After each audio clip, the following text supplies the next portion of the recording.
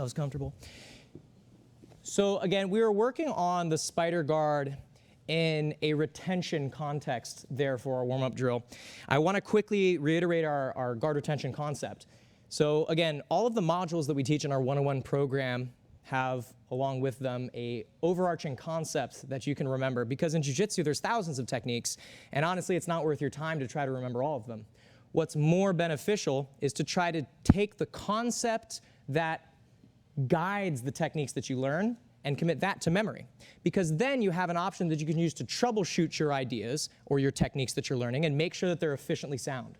So for instance, for your guard retention, we're going to be looking to block the leading edge of our opponent's body, right? That's the part of their body that they would use to pin us down. And after we block that leading edge, we're going to mobilize our hip angle and get our guard pointing back at them. So in the form of our spider guard, we can control our opponent's arms, which would allow them to present the shoulder, which would be the leading edge, to start to invade our knee-elbow connection to pass. By using that lever control of the spider guard drill we just did, I'm constantly shifting my partner's shoulder rotation, making it so difficult for them to pass my guard. Now, we're going to look at our sweeps this week, and specifically we're going to be looking at our spider guard sweep. Now, we are going to be looking at just one spider guard sweep, but we're going to have two different variations of it. And again, this particular sweep is going to be following our sweeping concept of we're going to control a lever on our opponent's body, and then we're going to control their center of gravity. Every sweep that you're going to learn in jiu-jitsu will follow this concept. So I'd like to demonstrate the sweep real quick here. It's very simple. I'll borrow Mr. Sean. So again, my opponent is in a seated position. He's on his knees in front of me. Now, you guys may be familiar with our sweeping system that we use in our 101 program, and a lot of that sweeping system involves leg control to access the lever to their hip to put them down. But we need to be familiar with what to do, what options we have available when our opponent is in a seated position like this. If I don't have an option, then I'm just going to kind of flounder around and I guess wait for them to stand up. Again, though, we need to remember that as a seated opponent here, this is an indication that, number one, they're probably scared of your guard, which is good, congratulations. But number two, they're probably not very good at passing. If they opt to sit on their knees like this, honestly, you don't really need to worry about your guard passing attempts here, because they're really not going to have too many threats for you. So let's now look at an option we can do with our spider sweep.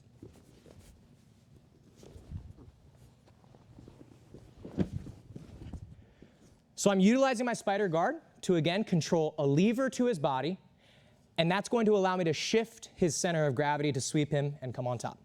So let's look through this sweep real quick, guys. So we're going to start the exact same way that we did for our warm-up drill here. I'm going to look to get my double sleeve grip, and again, when I'm grabbing the sleeves, I'm not just wildly grabbing whatever I want. I'm creating a cuff, and then I'm hooking my fingers off of it. A lot of times people play spider guard and they hurt their fingers. 9 times out of 10, you hurt your fingers because you're trying too hard to hold onto this sleeve grip, okay? One of the core principles that we teach is if a grip hurts, just let go of it and grab something else, right? So when it comes time for us to apply these things, if you're holding onto a sleeve grip and your fingers are like getting ready to explode, just let go of it, right? No one's forcing you to hold onto the sleeve. If I'm utilizing more of that hook motion, though, it's going to save your fingers in the long run. So again, I get my double sleeve grips. As I fall back, I'm going to look for inside bicep positions here. Boom. So I'm using my spider hooks. Again, that drill we did is just a passive drill that I can be using to keep him kind of off balance at all times.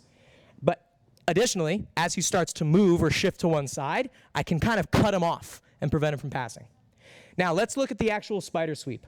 What I'm going to look to do is I'm going to access the lever on my partner's spine. So I'm going to be looking to turn him in this manner. And to do that, I'm going to be lifting his elbow above his shoulder. This is going to put his elbow in a position to where his body needs to shift to accommodate the pressure I'm putting on his arm. His elbow can't really go past 90 degrees. As I push his elbow past 90 degrees, look what his body does. His spine bends to accommodate the motion. So what I'm going to do is I'm going to take the left foot, or the side that I'm sweeping him towards, I'm going to take that foot and plant it on the mat. And I'm just kind of cupping his knee with a calf curl motion. So I'm not necessarily trying to like chop like a scissor sweep or anything like that. I'm simply using a calf curl motion to cup the side of his knee here. Now, as I start to lift this foot up, I'm again using that regulated tension. I'm pushing and pulling at the same time so that I maintain lever control on the top side here. I'm going to take my opponent and basically turn them like a giant steering wheel. This is going to start to turn his spine down to the mat. Because I'm holding this lever, he does not have a post that he can use to brace himself. So I'm pulling his elbow in towards me as I start to rotate, rotate, rotate. And notice how I'm turning my body to look in the direction of the sweep. This is going to help me guide my leg in the correct direction until he goes over. Now, once he falls, we need to make sure that we're getting up. So in jiu-jitsu, we have something called coming up. Coming up is where I sweep someone and I got to get on top of them, or else my sweep wouldn't be counted as a sweep. Okay, so I swept this person, now I need to get up. So I don't want to step on his bicep, that's just unnecessary, right? So I'm just going to take my foot off. I'm going to start to do a grappling hook. So what I mean by that is I'm going to pull myself towards him by using the grips I already have here. And that's going to help pull me up into a nice mount position. But notice when I'm in the mount, I'm going to maintain double lever control. I think of it like I'm carrying grocery bags. So I'm going to be pulling his arms up. This keeps his elbows away from his body, breaking the structure of his arms, and allowing me to start to work up for my submissions, which we'll get into in due time. Let's go ahead and rewind the tape. We'll go back to the start of this sweep. So again, we're facing our opponent here. I'm in a seated guard. Remember, it behooves me to utilize a seated guard. If the only way that I know how to play guard is like this, well, if I don't have any meaningful grips, I'm just presenting him with two giant levers that he can start to push and control to pass. So I'm going to start here on my butt, protecting my legs. Once I get grips of some kind, now we're ready to go. So I maintain double sleeve grips. As I fall back, I get my feet to the inside position. Again, I can be utilizing that movement, just constantly keep them off balance a little bit. All right, it's called a spider guard because I'm like the spider hanging from my web. He's the insect stuck inside the spider web. Once I'm ready to go, the side I'm taking him towards, I drop the leg and cup his knee. I start to lift his elbow above his head, like I'm trying to kick him in the side of the head. Don't actually do that. Make sure I'm not kicking anybody. But I'm going to pull his elbow in towards me, and now here comes the steering wheel. I take him over as I turn my body with it. Notice how I'm posted up on my elbow at the end. This is providing me with the base that I can use to come up on top. I remove the foot, grappling hook, and finish in a nice mount position. I'm going to demonstrate it from the rear. Let's take a look.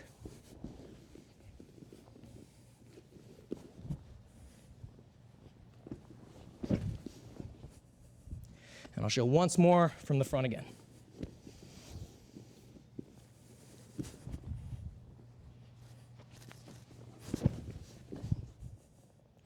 Okay, guys, does anybody need to see it one more time? Yep, no problem, guys. I'll do it from a side view now. Let's actually go to this side. We haven't done this one yet. Whee! All right, so again, I'm in a seated guard. My butt's back. I'm protecting my feet. I get my sleeve grips. I fall back and look for my inside position. Boom. When I'm ready to sweep him, the side I'm taking him towards, that foot, goes down on the mat. I'm just using my calf to cup his knee. I'm not trying to like chop him, nothing like that. Just cup his leg. So now he can't stick this leg out. Accessing the lever to the shoulder, I start to turn his spine. I create a steering wheel effect with his body, coming up onto my elbow and my active toes, which are behind me here. Once I'm in this position, I have really good broken structure. So I pull his arms away. It's going to be hard for him to generate base, and I'm going to use this as a time for me to come up and finish in the mount. Any questions on this, guys? Yes? Using your leg to the leg that's in that position to kind of roll you over as opposed to your arm, right? Yeah, so if I pantomime it here, so if I'm taking them to the left side, this knee that comes down, I'm going to rotate and kind of get up on that knee. See how I'm starting to push my weight onto that knee. The active toe in the back and my knee are going to help me just basically come up on top very easily and finish in a mount position. It doesn't have to look perfect because it never will. Okay, if it looks perfect, then you don't need me anymore, right? So when you're coming up, just do your best to finish in the mount. Just make sure you're maintaining that connection. Sleeve grips, active toes, and driving to finish in the top position. We have a saying in jiu-jitsu, you get on top, you stay on top, okay? So let's give this a try, guys. We'll have another variation of this, and then we'll be ready to move on. Any questions? Let's go, 1, 2. Does anyone have any questions on this variation, this first variation we were looking at? Okay, so I just wanted to mention one quick note, and this is actually going to be important for the second variation we're going to do as well. I want us to be a little bit more aware of the base that we're generating with our elbow as we're coming up out of the sweep. So what I mean is this. From here, as I'm getting ready to sweep my opponent, let's say I'm taking him to my left side. So I'm, again, cupping. Try not to let the knee completely flatten, right? If I let that knee completely flatten, then it's just giving him something that he can post on to start to pass. So I'm keeping that knee just slightly elevated. Again, I'm using that calf curl to cup his leg. But notice how as I start to lift him and rotate him over, I'm going to try to get up on my left elbow. Okay, see how I'm starting to come up on this elbow? This is basically driving my center of gravity towards his. So again, I've controlled a lever to his body, and now, sorry coach, and now I'm shifting his center of gravity here. And by getting up on that elbow, it's really gonna help me move him over more. This is vital if I'm doing this or attempting to do this on someone a little bit bigger than I am, which again, we want to focus our jiu-jitsu to be applicable for people who are bigger than we are. Not only for a self-defense sort of aspect, but because efficiency-wise, if you're winning in jiu-jitsu because you're bigger, you're bad at jiu-jitsu. Sorry, right? And I'm not just saying this as a small person who's biased against, small people, but I'm saying if the only reason that I'm able to beat Coach Seth is because I have weight on him, I'm beating him because I'm bigger, not because I'm better at jiu-jitsu. There's a huge difference. So I need every little detail, every little ounce of technical efficiency that I can muster to make my techniques work. So that's gonna be really beneficial, guys. Coming up on that elbow is gonna really shift your center of gravity more to take them over. I'd like to show one more quick variation. And again, this is just gonna be a variation. It's the same sweep, just in a slightly different context. So let's imagine that I'm playing spider guard here. And again, my opponent's sitting, maybe they're a little reluctant to start to engage my guard. But as I come back to the spider guard, he starts to stand. Okay, so now he's showing that he's a little bit more offensive. He's a little bit more aggressive. So I would like to do that same sweep. But the problem is, well, we're now faced with a different problem. If I drop this leg down, I'm not going to be able to, he's just going to step over my leg. So I can't just put the foot down and try to do the exact same sweep. It's just not going to work. He's too tall. I can't extend my leg that far, right? I'm not Mr. Fantastic. If I put this foot down, he's just gonna step over my leg and start passing. So what do I need to do? Well, let's think of our alignment principle, base, posture, and structure. I'm going to disrupt his base first. That will allow me to disrupt his posture and using a structure break. So let's take a look at our variation of this spider sweep from the standing position. Here we go. So it's the same sweep, slightly different setup. Now I'm going to preface this with the fact that you don't have to do this variation, okay? If the fall for this particular variation is a little tricky, okay, because we're just presenting the shoulder to the mat and we're falling on top of the shoulder. If you're not comfortable with that, no problem. Stick with the first variation, totally cool. But I'd like us to give this a try. So let's look again at what we're doing. So again, I have that inside position. My opponent stands up. I'm going to look to first disrupt his base. So what I want to do is I want to get his body turned to a flat side. So what I mean by that is I want him to fall over here. He's got a great kickstand or a post to prevent that. So I'm going to take that left foot, instead of stepping it on the mat, I'm going to step it on his thigh, not the knee. I'm not trying to cause ligament damage, right? That's unnecessary. I'm just going to step right above the thigh here, and I'm going to do a leg press. Now, one of two things will happen. Either an untrained reaction or a trained reaction. If it's an untrained reaction, he's basically just going to not move that foot, and he's going to awkwardly rotate over his knee, and he's going to fall. This is a bad reaction. So please do not just keep that foot glued to the mat. When I step on the knee, to save your own knee, just step back with it. So that way you don't hurt your leg.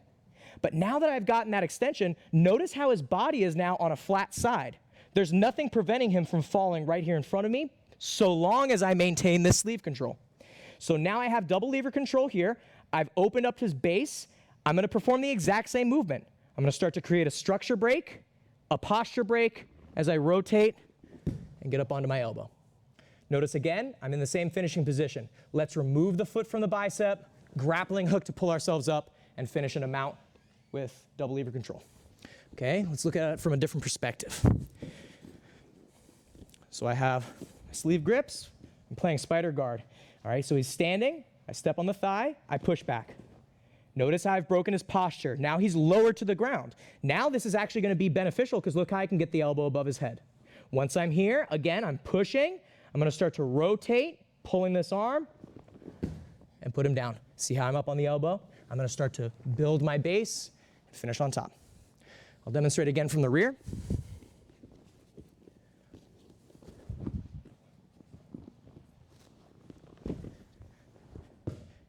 right, guys.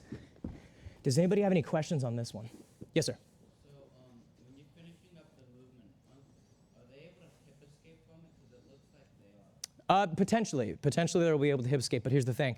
As long as I'm maintaining the double sleeve control, I'm gonna be able to pull myself up really, really fast, making it difficult for them to move the hips away. If they do move the hips away, I'm still coming up on top. I'm still getting my sweep.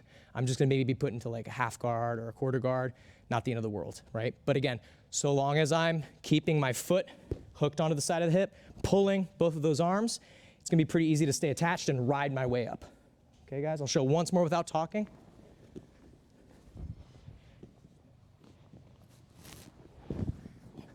So see how I'm really keeping these feet curled at the end and controlling the arms.